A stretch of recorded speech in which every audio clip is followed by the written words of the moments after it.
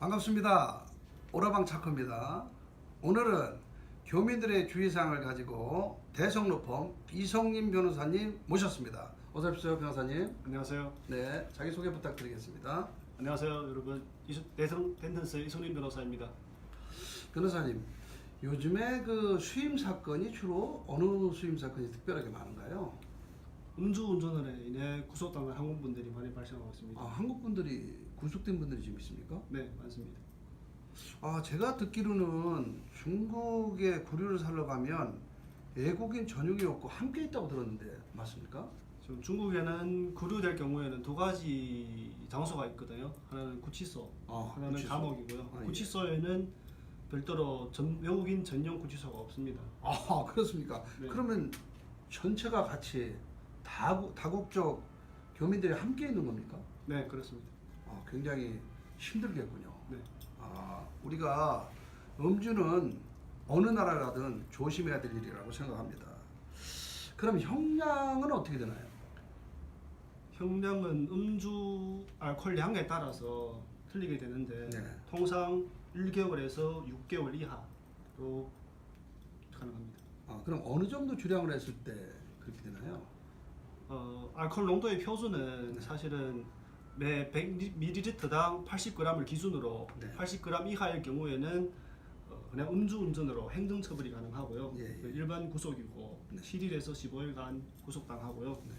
그리고 80g 이상일 경우에는 위험 운전죄로 인정을 하고 형사처벌이 가능하거든요. 그럴 경우에는 1개월에서 6개월간 구속이.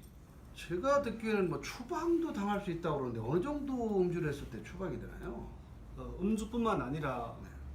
음주 운전으로 인해 큰 사고가 발생했을 경우에 인사사고가 발생했을 인사사고. 경우에는 추방도 가능합니다.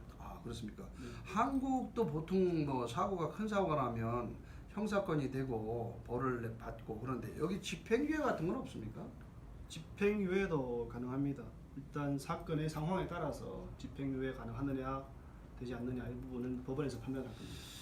참 우스운 얘기 한마디 말씀드리겠습니다. 네. 중국 하면 관시 아닙니까? 관시. 네. 관계다. 네. 그러면 음주 사건이나 등등 있었을 때 네. 관시로 또 형이 좀 이렇게 낮아질 경우도 생깁니까? 중국에는 관시를 많이 사용한다고는 하지만 음주운전은 엄청 작은 죄명이기 때문에 통상 지금 사례로 보게 되면 관시로 해결한 사건은 거의 없는 걸로 알려지고 있습니다. 그렇다면 관시도 통하지 않는다. 그렇다면 이제 앞으로 음주를 조심해서 우리가 해야 되지 않을까 그런 생각이 듭니다. 그리고 이 말씀 물어도 되는지 모르겠습니다만은 네, 말씀하세요. 출장자나 여행자들이 굉장히 궁금한 게 있습니다. 중국에 오면 네, 밤문화가 어떻게 있까 이런 거 얼마나 궁금하겠습니까? 그러자도 뭐 한국 분들 약주 한잔 하면 밤문화 즐기고 우리 민족이 또 흥이 있는 민족인데 네, 밤문화가 굉장히 궁금할 것 같습니다. 만약에 밤문화에 가서 유사 성행위를 했다든지 이럴 경우에 네. 굉장히 엄격한가요? 아니면 좀 처분이 어떤가요? 일단 성매매 관련해서 중국에는 단속이 엄청 심하고요. 그리고 최근에는 정책에 따라서 지금 더 심해지고 가고 있습니다.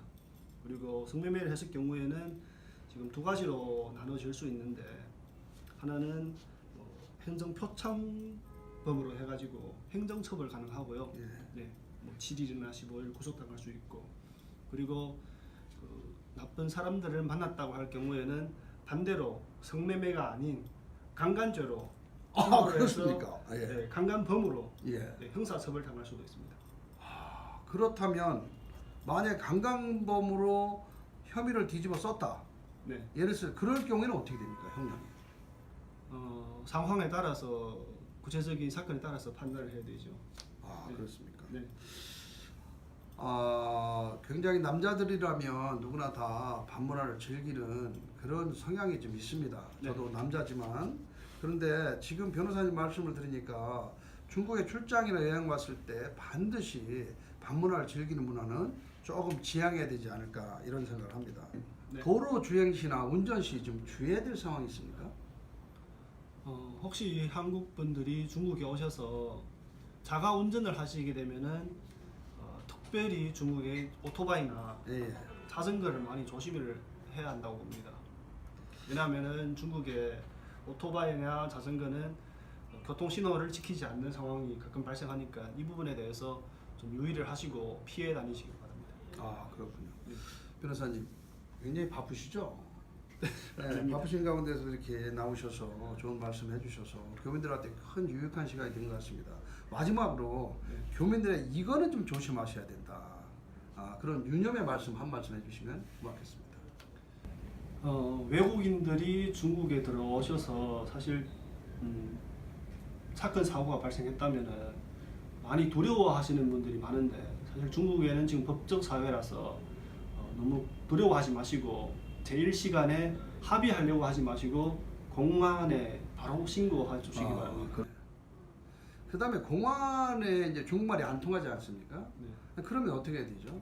일단 신고하게 되면은 공안에서는 통역이나 아니면 영사관을 통해 그런 통역을 배치해 드릴 겁니다. 그렇군요. 이것도 또 한 가지 좀 알게 됐습니다. 저희들이 중국에 출장 와서 여행 와서 문제가 생겼을 때는 반드시 파출소에 신고를 하든지 공안국에 신고를 하든지 아니면 대사관이나 영사관에 꼭 신고를 먼저 해주셔서 불행한 일이 없도록 그렇게 해주시기를 당부 말씀드립니다. 오늘 변호사님 너무 감사합니다. 다음에는 더 유익한 말씀 가지고 여러분 앞에 서도록 하겠습니다. 오늘 수고하셨습니다.